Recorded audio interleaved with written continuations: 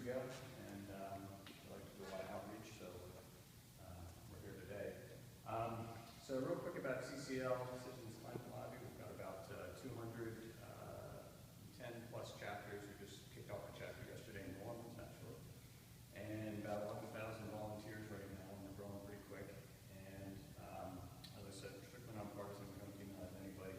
And we really have two objectives. The first is to build a political will to act on climate change. The second is to sort of empower our volunteers to have breakthroughs in their personal political power.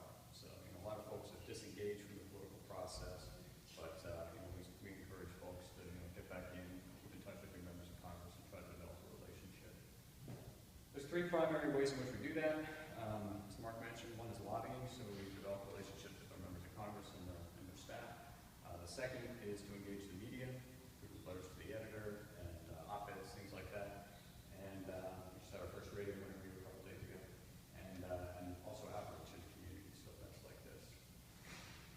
So there's four parts of what we're going to go through today. The first is what is climate change, just kind of give a real quick overview just to get everybody on the same page. Second, why is it a problem? Why do we care? Third, why has it been so hard to get anywhere on it? Why is progress seeming to be stalled?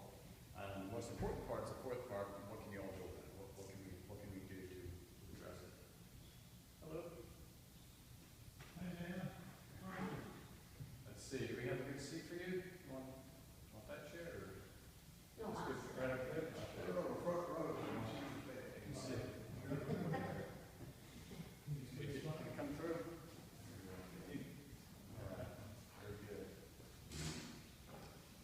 All right, so the first part of this is what's driving climate change? What exactly is it? Let's define it so we're all on the same page.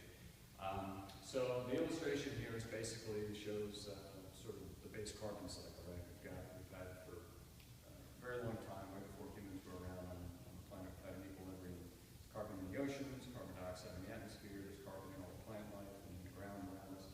And over time, it balances out, so we've had an equilibrium. There's carbon coming out of the oceans going in. What's changed is once we discovered fossil fuels, which has certainly delivered us great material wealth, but the outcome of that, the side effect, is that we're taking all this carbon up from underground and we're introducing it into the atmosphere in the form of CO2. We're doing so currently at a rate of about 9 gigatons per year. Now, where does all that CO2 go? We're taking it up out of the ground, putting it in the atmosphere. Where does it go? Well, about 3 of it goes into increased plant life and trees and whatnot. So it's about a third. So, all right, it's not a real big problem. We get more trees, get more green, so that's good. If that were it, that'd be okay. The problem is about 4 of it stays in the atmosphere, and that's what's driving a lot of climate change impact. And 2 of it goes into the oceans, and that's kind of a lesser known aspect of climate change we'll talk about in a minute. So, okay, so why is that a problem? Well, as I mentioned before, I'll come over this so it's easier. The photosynthesis bit, the first 3 gigatons a year, I don't think anybody has a problem with that. More trees, more green, that's okay. The problem is really what goes into the atmosphere, and that's what drives, what enhances the greenhouse effect, which drives global warming, which exacerbates climate change, right? So I don't like to spend a lot of time on the doom and gloom stuff. There's plenty of that out there. You can see it when you look on climate change. So I'm going to go real quick through a lot of the reasons why we care about climate change, just to get us all on the same page. But I'm not going to spend the whole presentation on doom and gloom because that doesn't help anybody. So of course, droughts and floods. We know a lot about droughts here in Texas, and it's gotten one of the big challenges with droughts is we've had droughts forever in Texas, but you can deal with a year or two. Once you get sustained drought year after year after year, you get some serious issues with soil drying out and agriculture and all the other issues. So we know that that's an issue. Agriculture and water, of course, again, no surprises there. A lot of water resource issues here in Texas and elsewhere in the world. Extreme heat and extreme cold. The illustration here is of the Arctic sea ice. We know that that's been shrinking for a long time. Again, no surprises there. Sea level rise and coastal real estate, coastal communities that are going to be impacted. There's kind of a sort of a 1-2 punch in this sense because we have sea level rise, and on top of that, we've got more energy in the oceans because they're warming up. As a result, it makes hurricanes stronger. Also, hurricanes are starting to go into places that they didn't necessarily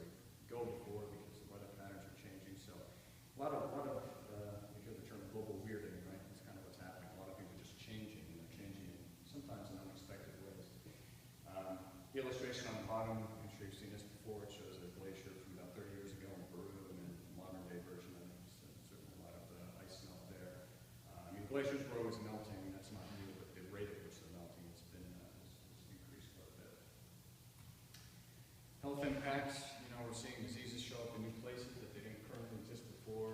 You're seeing non-invasive, or you're seeing non-indigenous species move to different parts of the world. So Pacific Northwest is a good example. We've got trees that are dying in great numbers because of these beetles that currently didn't exist in this part of the world, but they're migrating north because the temperatures are moving. So now they're getting in there. Washington State, Oregon, having a lot of problems with that. Military. The Department of Defense has not been shy about its concern about climate change. There's a pretty good quote. This is partly paraphrased, but it says, this is a recent statement by the Department of Defense. Global warming poses immediate risks to U.S. national security and will exacerbate national security-related threats ranging from infectious disease to terrorism. So they recognize the breadth of the impacts. Last bit of this, everything I've mentioned to this point has all been pretty tangible things, storms, droughts, floods, all those nasty things. Then there's also sort of and this is a personal thing, so it's up to everybody to sort of interpret this in their own way. But then there's sort of the emotional, spiritual, what's your relationship to society, what's your relationship to other people and the planet and other species. How do you hold that yourself? What's your relationship, a moral, spiritual type of question? When we talk about mass extinctions, when we talk about stewardship of our planet, caring for others. So that's really up for everybody to decide for themselves. Now, we spent a lot of time talking about that. That's just the atmosphere. There's this other bit that I mentioned before, which is what's going into the oceans. I'm just curious because this is not talked about as much as who's heard the term ocean acidification? Okay, all right. I'm kind of speaking to the choir. Probably wouldn't be here if you weren't concerned. Okay, so you're all familiar with ocean acidification. So a lot of the CO2 is going into the ocean, turns into carbonic acid when it gets there, becomes kind of luckily it's a weak acid, but there's so much of it that it is driving the pH down, and we're seeing coral bleaching. We're also seeing one of the interesting impact, and it's kind of scary impact, frankly, is the seashells, shellfish, their shells are beginning to dissolve in this lower pH environment. And so we're seeing at the U.S. West Coast in particular, seeing examples of that with big populations of shellfish dying off. And, commonly we talk about polar bears. Well, they might be sad if we lose the polar bears, but they're at the top of the food chain. There's not a big ecosystem impact. When you start taking away, shellfish at the bottom of the food chain, what types of impacts are we going to see after that? I think the answer is we don't know. It's probably not going to be good. We just don't know. That's what's the scary part. Okay, so if it's so bad, then why haven't we been able to do anything about it, right? You've all heard the doom and gloom, so why are we where we are politically? And the answer to that is that it would be difficult to design a challenge more difficult to address than climate change. And why do I say that? A few examples. So one, it's an invisible problem to a lot of us, right? We only know about it because you see it in the media. I mean, the effects are all around us, but they're largely invisible to us. It's an invisible gas. CO2, methane, they're invisible gases. And the impacts, we may see them, but we might not necessarily link them to climate change. So it's invisible to a lot of people. As a result of that, there's really a lack of urgency. People don't have a sense of urgency about this. Yeah, it's happening, but it's going to affect 2 generations away in another part of the world. It doesn't affect me. Not here, not now. It also challenges, and Mark, maybe help me if I'm wrong, help me if I get this wrong here. Psychologists say. So, are you familiar with the just world belief? No. Okay. Well, I'm not a psychologist either, but this is sort of climate change communication idea. So the idea is that there's this idea of the just world belief, and the idea goes that people sort of subconsciously have this idea of a just world, right? It's, good people are rewarded, bad people are punished, and everything ultimately kind of writes itself in the world. And whether you believe that or not, you're conscious. I think your subconscious sort of resorts to that mindset.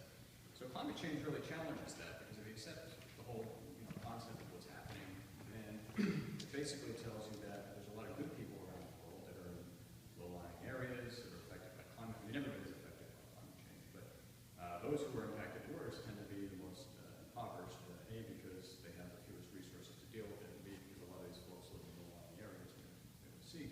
So you have a lot of good people that are going to have, you know, negative impacts, and that kind of challenges that. The flip side of that is that, okay, if climate change is happening and we all share in it, and we're all a part of it, and we're all part of what's creating it, does that make us all bad people? Nobody wants to be a bad person, right? So that whole concept, it really just challenges some of our fundamental subconscious beliefs.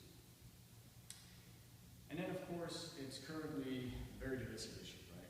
For whatever reason, it's become a political kind of hot potato.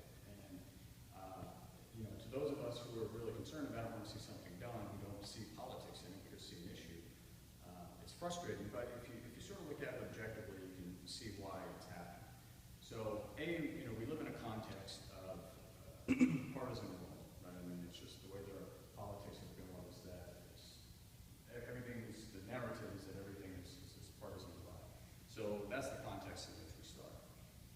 And then if you look at the things, why does it sort of become, in some people's eyes, a liberal issue? You know, first of all, it's presented as an environmental issue, and for whatever reason, you know, environmental issues touch everybody. Democrats seem to own environmental issues, and Republicans are the party of big business, right? That's how the narrative goes anyway.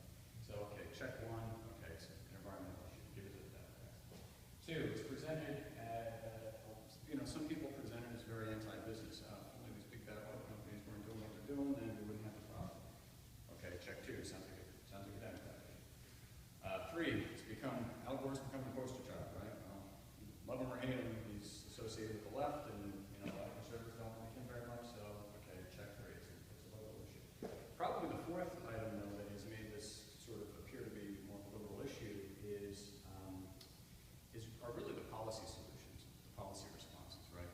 So it's a huge issue, and the only institutions that are really up to the challenge of addressing it are governments. I mean, you know, let's face it, there's no individual, no corporation really going to be able to solve it on their own.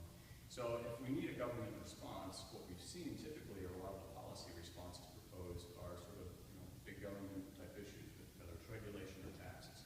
And we know that regulation and taxes go back to the fundamental beliefs of what some people think about in our political system and what it should be.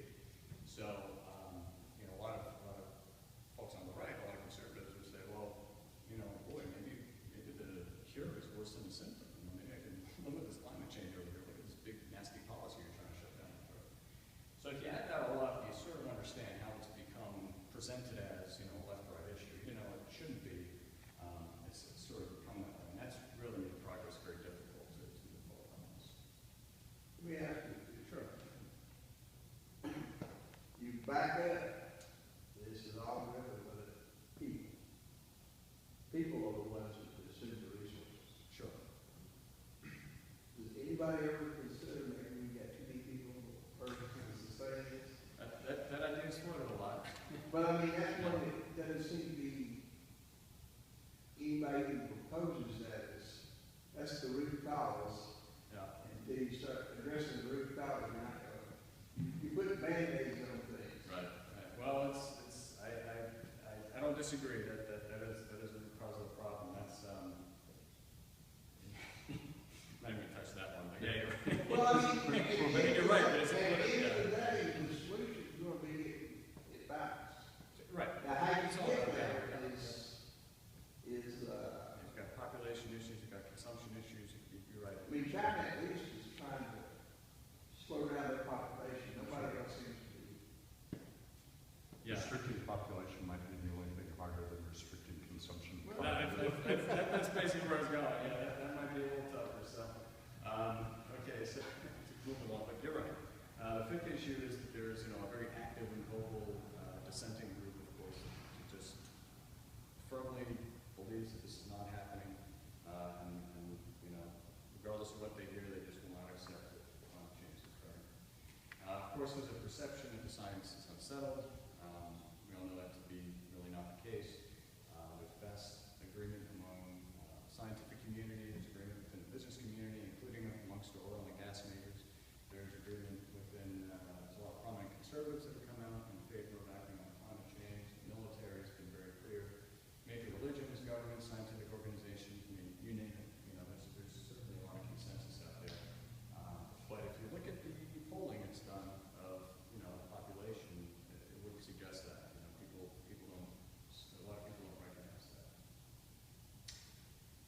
course, there's also the perception of climate versus the economy, right?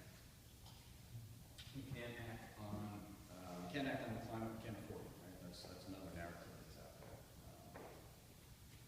All right, so enough doom and gloom. Let's talk solutions. That's really why we're here. That's what we're interested in. This is what gets me excited. Is, okay, what are we going to do about this? So, what can you do about it? There's really two things, and this sort of gets into to look at the Citizens Climate Lobby bit of this. So, two things that we focus on. Number one, let's identify a good, strong solution, policy solution. Right? What's the right policy solution? Spend a little bit of time on that. And then the second part of it is how do we build the political will to get that solution accepted, and not just make it something that politicians can accept because they have to, but actually want to accept, to make it a political win for them to actually act and vote on climate change. So the first bit of this on the policy solution is to say, why price carbon, right? What's the point? And I'm sure a lot of folks in this room would probably agree with, the base idea is that, first of all, we're kidding ourselves if we tell ourselves that we're not already paying the cost of climate change. We are. We're just not paying it at the pump. We're not paying it at the electricity bill. We're paying it in terms of higher food prices. We're paying higher taxes. We're paying higher insurance. We're paying it in all these other ways in healthcare and things like that. So we're already paying the costs. It's just we're not paying it in the right location, right? So to pretend we're not paying the cost is an illusion. So we're already paying the cost, but we're not, as consumers, we're not able to make the wise choice about, this product, the true cost of this product is really higher than it appears because there's other costs associated with it. Instead of paying for it at the cash register, you're paying for it, later on, like I said, in these other ways. So it makes sense, the economic theory makes very clear sense to put the price back where it goes, as economists would say, internalizing an externality, right? There's externalities associated with our purchasing decisions in terms of climate costs. Let's internalize those and let's get the price where it really belongs so that consumers can make smarter decisions. And that will really just drive the economy to be more efficient at the end of the day. So we've identified what we call 5 ways to price carbon, 5 approaches really to price carbon. Well, the first is do nothing. So that's not really pricing carbon. That's just continuing to do basically what we're doing now, which is don't address the issue and just pay for adaptation. Right? We're going to have to keep paying adaptation costs. So that's the first option. Not a very good one, but it's what we've been doing. Although actually that one doesn't really exist anymore because the second option, which is EPA regulations, are really what exists now. The Supreme Court has compelled the EPA to regulate greenhouse gases under the Clean Air Act, and so the EPA is right now developing the rulemaking for addressing greenhouse gases. So when you talk to folks who don't want to act on climate change, they say, well, do nothing doesn't exist anymore, and you're getting EPA regs whether you like it or not. So that's the starting point. Third option is cap and trade. The idea being cap carbon and then other greenhouse gases, and then you give out permits or you sell the permits, however that works, and the various entities that need them, we can trade them as needed, and you buy and sell them. That sort of had the potential to be a pretty free market approach, but it got bogged down with a lot of loopholes, and it got very complex very quickly, so it lost support even amongst the conservatives that supported this because it got so complex. And there's a big accounting, there's a whole big accounting regime that has to grow up around it, and there's a trading cost and the price fluctuation, so it's not a bad idea, but it's not the most efficient. Fourth option is a carbon tax. Now, despite the fact that it has the word tax in it, it actually is really, of the 4 options I've described so far, the most free market in the sense that you say there's a cost associated with emitting CO2, assign that cost to the product, and then let the free market do the rest. We're not advocating for this solution versus that solution. We're not picking wind or solar over coal. We let the market figure out the rest, right? It's truly free market. There's a cost for that CO2, the market does the rest. Whether it's nuclear, wind, whatever, the market will figure that out. The problem with that is it's a tax, so it generates a heck of a lot of revenue, and the government then has all this revenue to figure out what to do with it. Now, the government usually doesn't have a problem figuring out what to do with revenue, so that's not a problem. But getting conservatives to agree that that's a good idea, it's going to be a challenge because that generates a whole lot of revenue. So what if we were able to take all the good free market parts of the carbon tax and do it without generating revenue? And that's what leads to our 5th solution, which is one that has a lot of popularity, which is called the fee and dividend approach. So the idea is you're still putting a price on carbon, it's a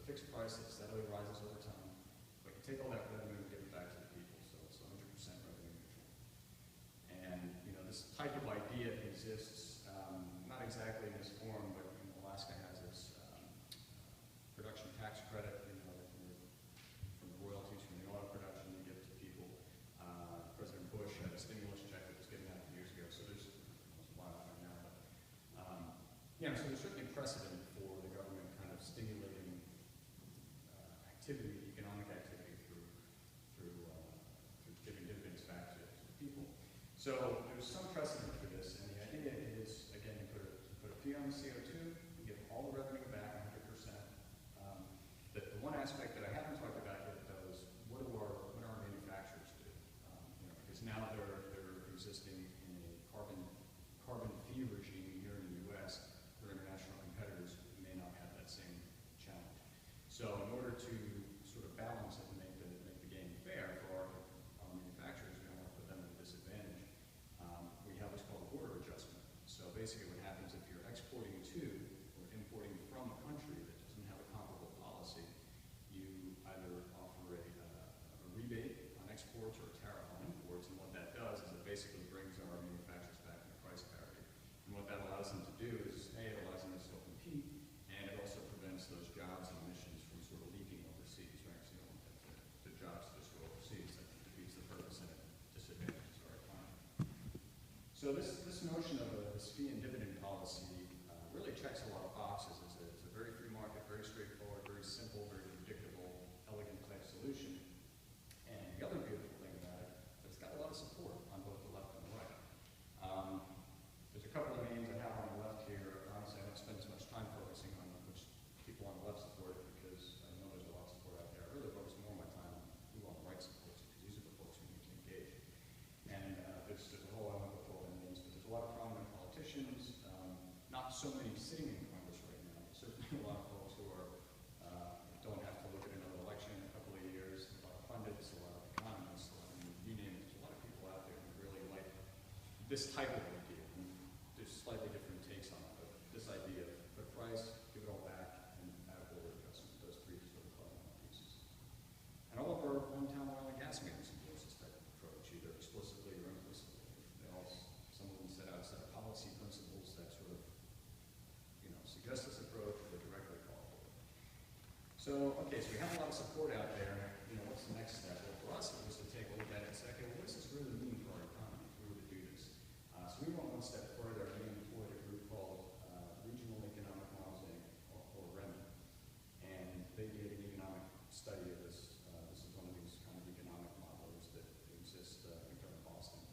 And, but they've worked for industry, they've worked for state associations at the very highest. They really just do economic modeling. And what we found was really, really interesting and really a good news story for us.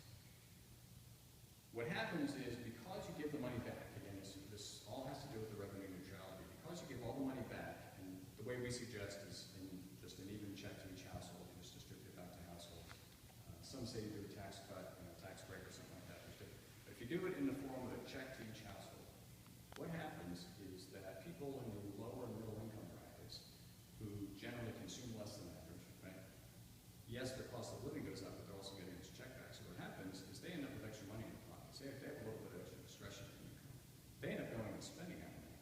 So in the net, nobody expected this, including me, and I was very skeptical for a while.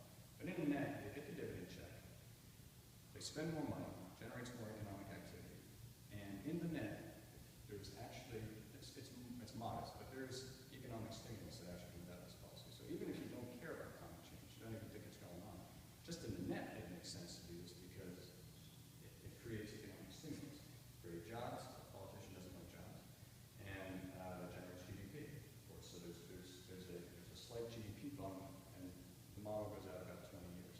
Now, of course, we're singing the praises of this all over town and saying, look at this, we're sharing this with the members of Congress, we're sharing this with the media, we're just trying to show everybody that, look at what this study found, and, what's better than one study is two studies or three studies. We'd love to see more come out of this, so we're hoping that the CBO and somebody picks this up and does their own analysis and, hopefully comes up with a similar conclusion. So what we found is that after 20 years, due to the fact that we're returning revenue, we created about 2.8 million jobs versus baseline, which in the absolute is a lot, but, in the net, it's relatively small. But the fact we're not tanking the economy is the key part. It's a modest increase.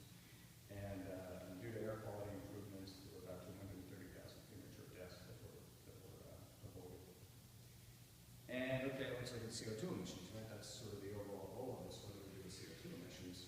And the answer is we reduce them for this model by about 50% versus 1990 levels over about 20 years. So it has a pretty significant impact on CO2 for an improved economy. You know, this sounds like a win-win-win. It almost sounds too good to be true, so I really rolled the guy who did this, but he's got to be convinced. So it seems like a pretty robust study. And like I said, these guys are used by a lot of people, so I have a lot of confidence in their work.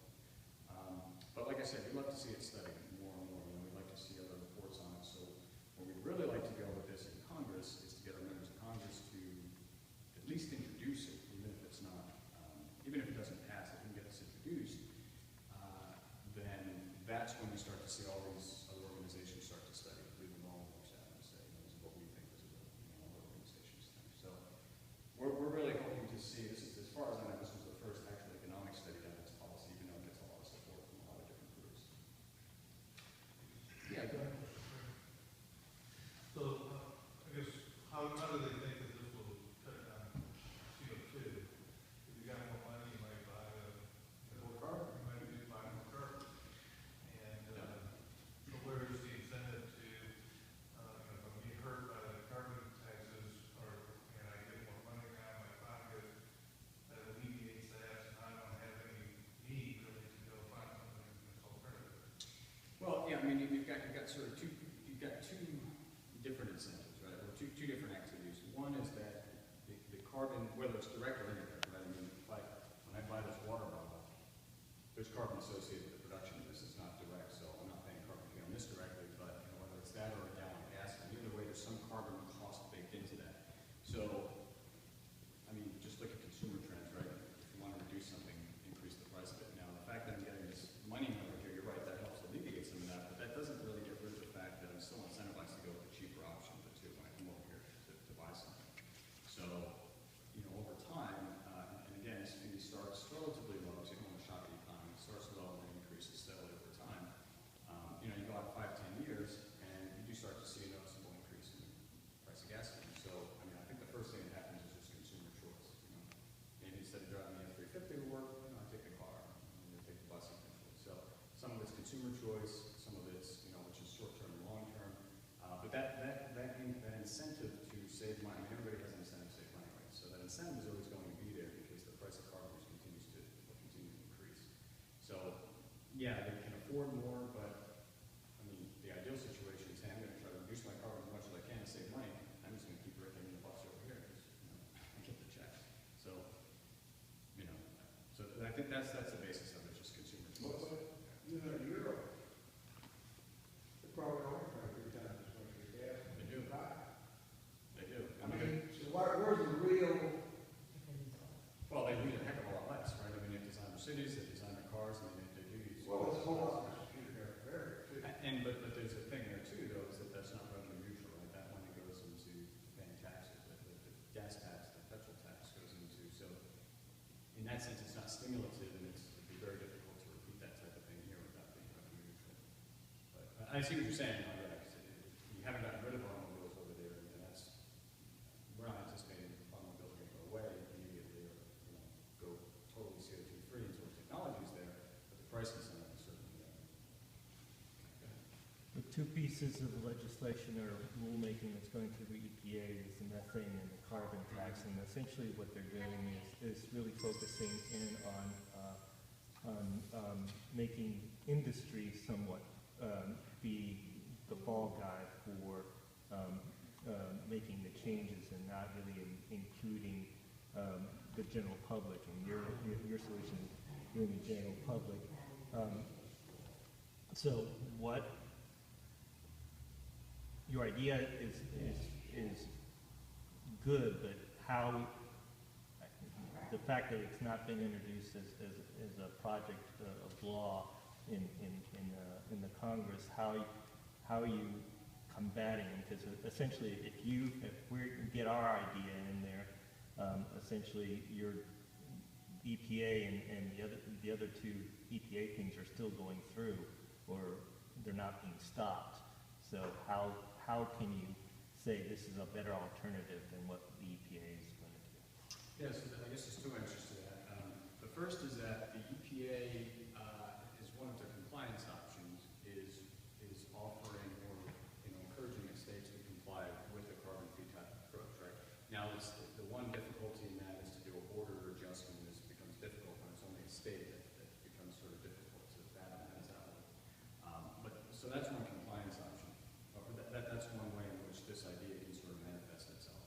The second answer to that is when we go do visit our members of Congress who are more conservative, they are looking for any alternative to an EPA type of approach. And when you can offer this up as a sort of free market alternative, say, this is we let the market decide, we'll pick winners and losers, it's gaining a lot of interest in those offices, particularly for that reason. Now, if the EPA approach were going to work and take care of the whole problem, maybe a little less efficiently, I probably wouldn't bother being here today. I just let the process work. But I don't have a whole lot of confidence in the EPA approach. Only, and that's not a knock on the EPA. It's just the fact that the EPA is subject to so much more. It's going to be subject to lawsuits. It's just going to be so many hurdles presented, and a lot of times the EPA has to grandfather in a lot of that have existing plans, and it's going to be kind of a sector by sector approach. So if you look at the estimates of what the EPA is, it's good because it creates a base case to say there's some incentive to do something. But if you look at the estimates of how much CO2 is going to reduce, it doesn't currently look like it's going to be up to the challenge. So that's why we continue to push for a more comprehensive type of approach. Again, it's not to knock it. I think it's great that the EPA is moving. It's just they need help. They need help, whether it's this type of approach or otherwise. So, okay. So the free market, if they were interested in the free market type of approach, then we would give equal amount of money to the oil companies, subsidies that are given to the other avenues like solar and so forth, just as equally as we do to the oil companies. Or not give it to anybody. Right. Because let the best technology win, blah, blah, blah. But we do subsidize the oil industry to We subsidize for both. years, huh? We subsidize all the technology, so When everybody gets one. And if everybody's equal, that's fine, but like, and I don't know, maybe you can speak to this, I don't know exactly what the percentage is, but just my feeling about it, and not in fact, is that we do give more money and have for a long time to the oil companies than we do to these other streams of technology.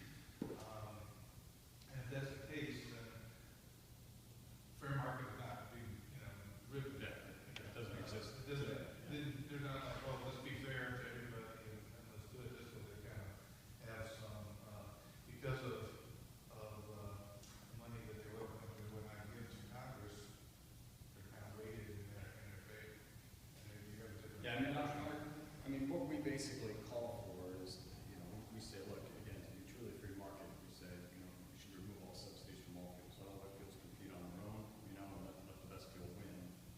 Once we take into account the biggest externality, which is the CO2 impact. That's what we call for.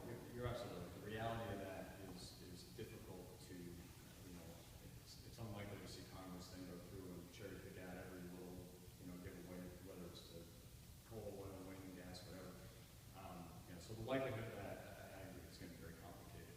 But, as far as the philosophy, the overall vision is, and once you do, if you do CO2 through this means, again, when you talk to a conservative member of Congress, you say, look, you don't want the EPA doing it, that's fine. If you give them an alternative approach, they don't need to regulate it. Now we just go to this approach and let the market go to town. So, yeah, I mean, to your point of the way you do with the subsidies, I think that's probably in reality a much longer process. But probably the most important thing of all this, so I spent a bit of time on the policy, and we could spend more time on it, but in the interest of time, just to wrap up. The last side is what can you do, right? What can all of you do? Because that's really the most important part. How do you sort of get in the game?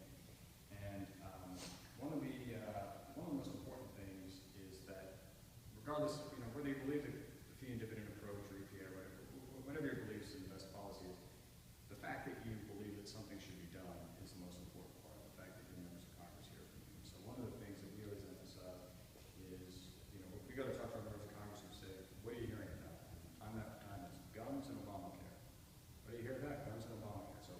that's all they're hearing about. What are they going to talk about? Obamacare, right? We want to make sure the climate is in the discussion. We want to make sure they're hearing about that. We want to make sure that their constituents are contacting them. So one of the things that we have, and I have some with me today if you're interested, is we have postcards. So we try to make, you know, every time we do an outreach event, we say if you want to send a note to your member of Congress, we have a postcard. You can write out a postcard, and we actually hand deliver them to their office because if you email them, I mean, they do read all the emails, even though sometimes people don't believe that. They do read all the emails, but they get a lot of emails. If you hard copy, if you send in something, it goes to the Congressional Mail Office, and then it gets sniffed for anthrax and scanned and emailed to the office, so they get that by email. So we actually hand deliver them. We have volunteers that come up there, and it's kind of good because it helps us to develop a rapport with their office and continue to keep that discussion going. So if you're interested, I'll ask you to sign 3 postcards. Write a little note to your member of Congress. We'll send 2 to Senators Cruz and Cornyn, and 1 to your local member. So that's what you can do right now. When you get home, you know, think about your carbon footprint. I guess is all the priority you have. So maybe preaching the choir on this one as well. But you know, think about what can you do in your personal life to impact climate change. This week, if you are interested in getting more active, you know, CCL offers a lot of support. We're kind of structured. We have monthly meetings and whatnot. So if you're interested in learning more about us, every Wednesday we have a call. You can dial in and kind of learn about who we are, what we do. If you think we're a good fit for you, then you can join us in DC this year. Every June we go to Washington. We have a big lobby day. Last year we met with 510 offices over 2 days out of 535. We're shooting for 535. We want to get all of them this coming year. We'll see. We need a lot more Texans because we got about, that pictures all the Texans. We probably have about 15 or 20 Texans. We want to get about 30 this year. That way we can make sure there's Texans in every meeting. You know, Californians and New Yorkers are great, but bringing them into a Texas meeting usually just doesn't go quite as well as when you feel Texas. That's an You understatement. know our members of Congress, so I want to hear from people, right? So we're trying to get more folks up there for our big lobby day. We also meet locally. As a matter of fact, we have 2 meetings, 2 face-to-face meetings with members of Congress over the next couple of weeks locally here. One of which was actually supposed to be tomorrow. We just had to reschedule. So the lobby Congress, like I said, we do the media thing, write to our letters to the editor and op-eds and try to get over editorial board meetings, things like that. And of course, we do outreach events and outreaching in the community. So that's it. Hopefully my time was on time, but Since the Texas legislature is in session, does you really do anything with state level? you know, we haven't done very much, and that's not for lack of interest, it's simply for lack of time and resource. You know, we focus most of our efforts federally. But it's interesting you say that because with speaking to your comment before about EPA and the fact that they're going state by state, a few of our folks in Austin, Austin chapter, have actually engaged the Public Utilities Commission to talk about, you know, for all the posturing that the state does, and I'm sure Texas will sue you for that, like we always do. But for all the posturing that we do over here, the state still needs to comply, right? I mean, the people on the ground who are actually in charge of enforcing this stuff, they still need to do something about it. So we had a pretty productive meeting with the Public Utilities Commission, just trying to share this information and say, you know, this would be a great way to comply. Because that, you know, a very conceivable way this might eventually happen if we get a real, whether it's this approach or something similar, different, whatever, to get real legislation at the federal level. You know, oftentimes what happens with these environmental things is that, you know, every state does something different. Finally, the industry says, no more. Federal government, we got to do something. I can't have 50 different compliance regimes. I need federal legislation. And that, you know, so that might be what ends up coming out of the CPA approach. But The Utilities Commission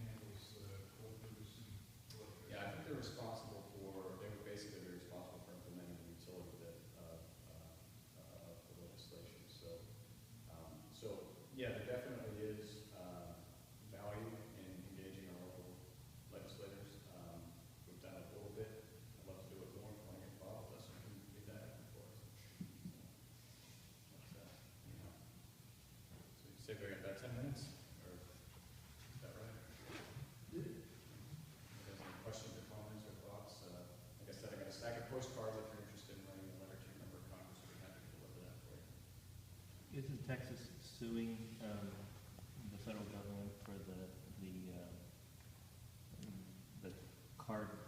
carbon reduction, the EPA ruling, the carbon reduction? Probably, I'm pretty sure we are.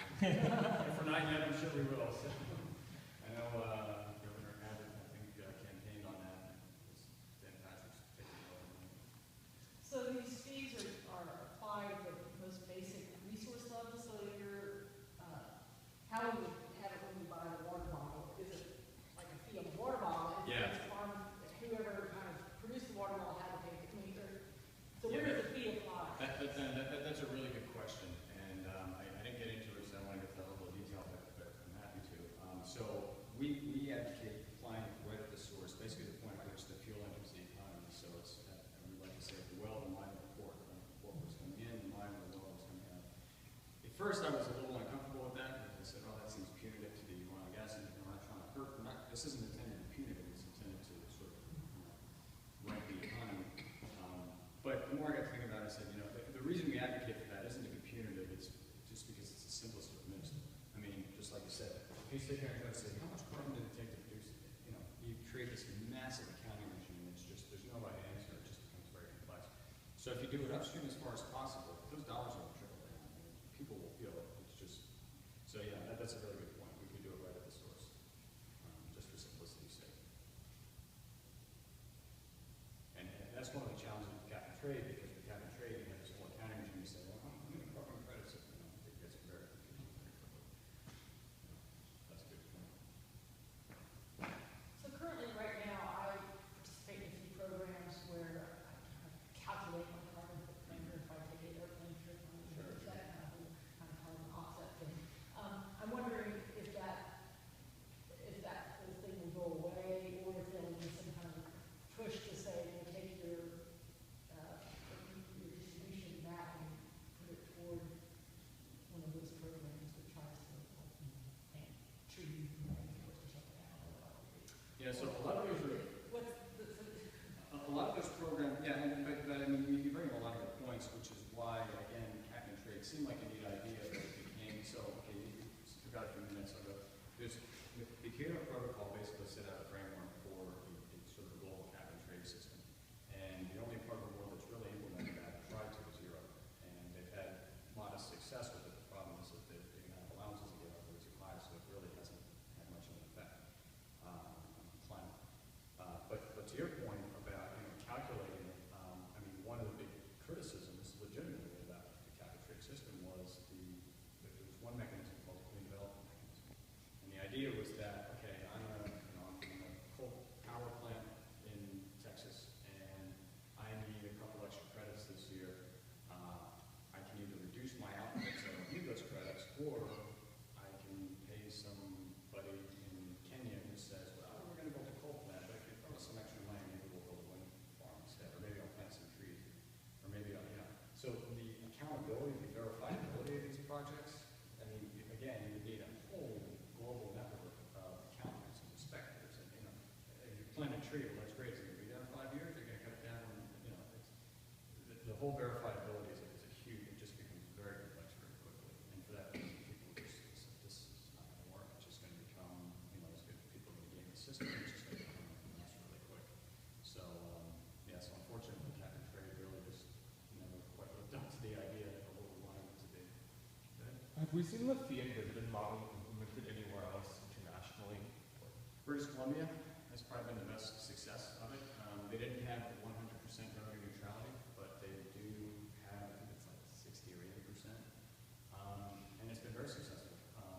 It's a relatively popular program. It's, I don't know how the border adjustment works with other provinces in Canada, but the economy has, the British Columbia GDP has done just fine. In fact, I'm not saying this is because of the policy, but it's actually been, I think, one of the fastest growing provinces in the country. So, yeah, all indicators are pretty positive. Australia famously also had a carbon tax that was repealed not too long ago, and a big part of the criticism was that it wasn't very neutral, and so it was around for 4 or 5 years, and then it was kind of popular when it came out first, but it didn't last. And that's the other thing about revenue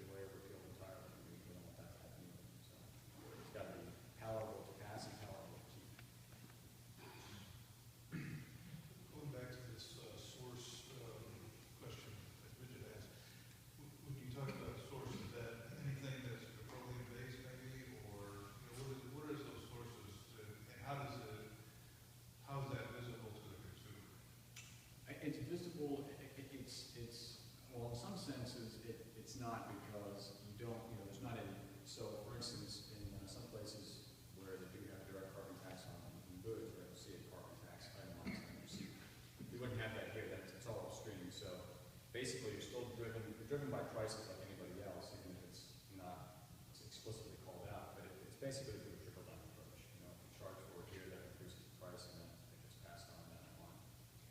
So, yeah, I had that same, kind of the same concern myself. I said, well, I really want to